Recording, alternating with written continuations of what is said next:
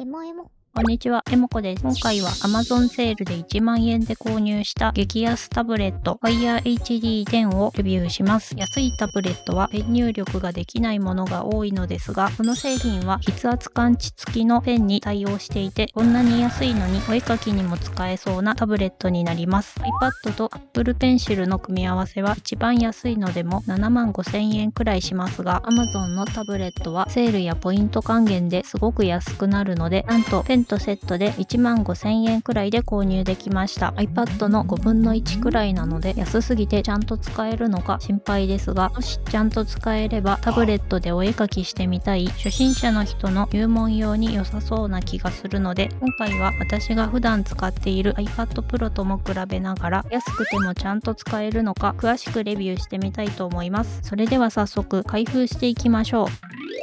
付属品は説明書、電源アダプター、ケーブルです。本体の色はブラック、ブルー、パープルの3色で、私はパープルにしてみました。落ち着いた色合いでいい感じです。プラスチック製でアルミ製の iPad と比べるとちょっとおもちゃっぽいですが、その分とても軽くて持ちやすいです。上側にスピーカーが2つついていて、右側に電源ボタン、音量調節ボタン、USB-C イヤホンジャック、下側に SD カードスロットもついています。それでは実際に使ってみます。 Amazon タブレットのいいところは自分の Amazon アカウントが自動で設定されていて、届いたらすぐに使えるところです。ただ指紋認証や顔認証はついていないので、使う時に毎回パスコードを入れないといけないのはちょっと面倒です。画面は光沢があって周りのものが映り込むので、気になる人は反射防止のフィルムを貼ると見やすくなると思います。画面の比率は16対10で解像度が高めなので、映像にドット感がほとんどなく小さな文字も読みやすいですが、リフレッシュレートが 60Hz なので 120Hz の iPad Pro と比べると画面を早く動かした時の残像が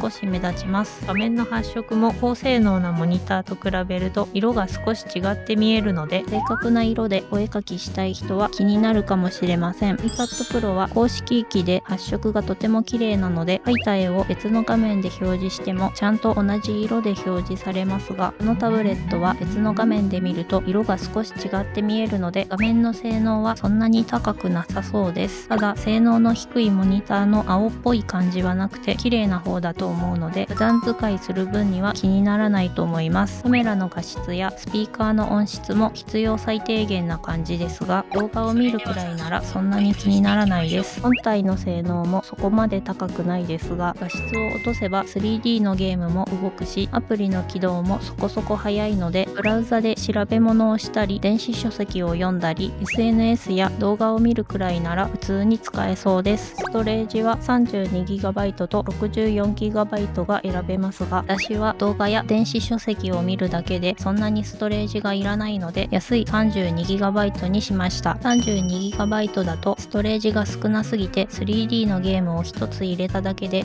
ぱいになるので、いろんなアプリを使いたい人は 64GB の方がいいかもしれません。ただ SD カードで後からストレージ容量を増やせるので、 64GB との差額で 128GB くらいの SD カードを買って後から容量を増やす方がコスパが高いかもしれません。アプリは Amazon のアプリストアから入れられますが、普通の Android タブレットの Google Play ストアよりもアプリの品揃えが少なくて、私がいつも使っているお絵かきアプリのクリップスタジオや IBIS ペイントは入れられませんでした。なので今回は Amazon のタブレットでも使えるメディバンペイントでスタイラスペンの書き心地をチェックしてみます。ペンは筆圧感知に対応しているので、ペンを押さえる筆圧の強さでアナログの筆みたいに線を太くしたり色を濃くしたり簡単にできるので、均一な線しか引けない普通のタッチペンよりもお絵かきしやすくなっています。価格も Apple Pencil よりかなり安くて5000円以下で買えるのが嬉しいです。ペンは電池を入れるタイプで単6電池1本で最大6ヶ月使えるようです。 Amazon のタブレットは今まで上位機種の FireMax しか筆圧感知付きのペンに対応していませんでしたが、安い Fire HD でも新型の第13世代から筆圧感知付きのペンが使えるようになりました。それよりも古い機種には対応していないので、ペンを使いたい人は注意してください。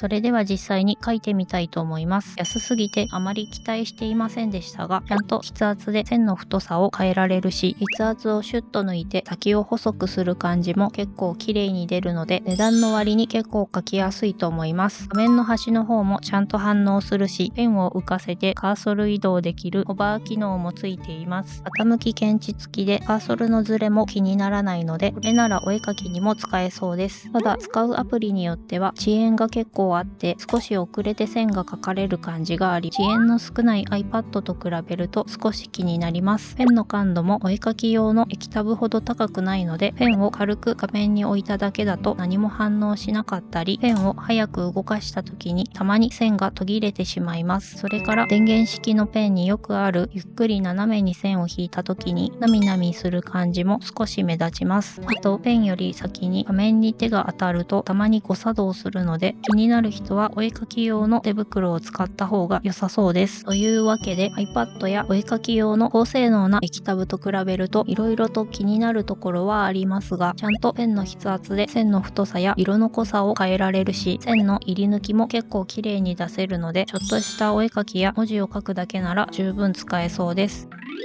ここからはイラストメイキングをご覧いただきながら、この製品のいいところ、気になるところを話してみます。いいところ1つ目は何といっても値段が安いところです。筆圧感知付きのペンが使えるタブレットは安くても3万円以上はすると思うので、ペンとセットで1万円台で買えるのはとてもコスパが高いと思います。Amazon のタブレットが安い理由は、たくさんの人に使われれば Amazon の有料会員になる人が増えたり、アプリや電子書籍を買う人が増えるので、タブレットを安くたくさん売ってその後の課金でお金を稼ぐ作戦らしいです。いいところ2つ目は画面にへこみがなく視差が少ないところです。安いタブレットは画面が少し奥にへこんでいてペン先と線がずれて見えることがありますが、このタブレットは画面がほとんどへこんでいないので、ちゃんとペン先から線が引かれているように見えて書きやすかったです。いいところ3つ目は軽くて持ちやすいところです。タブレットは重たいと手に取るのが面倒になってあまり使わなくなってしまいますが、このタブレットは片手でも持ちやすくて長時間使っても疲れにくいのが良かったです。プラスチック製で軽い分アルミ製の iPad よりも傷がつきやすいので、気になる人はケースをつけた方が良さそうですが、少し重くなってしまうので少しの傷は割り切って気軽に使ってもいいかもしれません。次に気になるところですが、このタブレットはメモリが少なめでアプリが打ちやすいのが気になりました。メモリが少ないと重たいアプリを使う時やお絵描きアプリでレイヤーをたくさん使った時にアプリが落ちやすくなるので、レイヤーをたくさん使う漫画、アニメ制作など重めの作業には向かないと思います。気になるところ2つ目はスタイラスペンが電池式なところです。家に電池がなかったら買いに行かないと使えないので、充電式がパソコンの液タブみたいに電源不要なペンだと良かったです。あとペンの返芯が少し高めなのも気になりました。お絵描きはペン先の消耗が激しいので定期的に交換が必要ですが、 Apple Pencil の場合は他社製の安いペン先や丈夫な金属ペン先が売られていて、ペン本体の値段は高いけど維持費はそんなにかからないので、ペン先も安く買えるようになると嬉しいです。最後に特に気になったのが使えるアプリが他のタブレットよりも少ないところです。 Amazon タブレットのアプリストアは普通の Android タブレットのプレイストアよりも品揃えが少ないので、せっかく安くても肝心の使えるアプリが少ないのは残念です。裏技で普通の Android アプリを入れることもできますが、メーカー非推奨な操作なので壊れても保証が受けられなくなったり、 OS のアップデートで突然アプリが使えなくなることもあるみたいです。裏技を使わずにいろんなアプリが使えれば嬉しいけど、裏技で入れたアプリに課金しても Google に手数料が入って Amazon にはお金が入らないので、タブレットを安く買える代わりにアプリが少ないのは仕方ないのかなと思います。使えるアプリは Amazon のサイトで調べられるので、自分の使いたいアプリが対応している人にはとてもコスパが高いタブレットだと思います。逆に Amazon をあまり使わない人やいろんなアプリを使いたい人には向かないので、そういう人は少し高いけど iPad や普通の Android タブレットを買うのが良さそうです。いろいろと気になるところはありましたが、ペンとセットで1万円台で買えるのはすごく魅力的で、で、アプリの少なさが気にならない人にはかなりコスパが高いタブレットだと思います。私は Amazon のサービスをよく使うし、高価な iPad よりも傷とかを気にせず気軽に使えそうなので、サブのタブレットとして愛用していきたいと思います。他にも安くて良さそうな製品を見つけたら買ってレビューしてみるので、よかったらチャンネル登録してお待ちください。今回紹介した製品のリンクは動画の概要欄に書いておきます。このチャンネルではおすすめのガジェットや読み書き関連の動画を投稿しています。この動画が参考になったよという人はチャンネル登録や高評価、コメントなどしてもらえると動画を作る励みになるのでよろしくお願いします。ご視聴ありがとうございました。